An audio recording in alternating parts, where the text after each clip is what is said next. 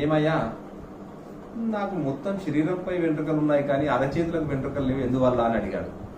ఎవరు లేచి చెప్పడం లేదు సమాధానం. బీర్బల్ లేచాడు.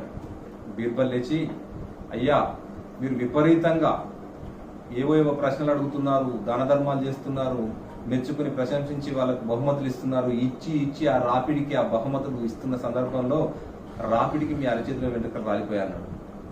ఇప్పుడు అక్బర్ అన్నాడు, నా చేతిలో వెంట్రుకలు రాలిపోయాయి, సరే మరి నీ చేతిలో కూడా లేవు కదనయ్య అన్నాడు. అంటే అయ్యా, మీరు అడిగిన ప్రతి ప్రశ్నకు దాదాపుగా 90% సమాధానాలు నేను చెప్తున్నాను, అందువల్ల తీసుకొని ఆ ప్రైజులు తీసుకొని నా అరచేతిలో వెంట్రుకలు కూడా రాలిపోయాయి అన్నాడు.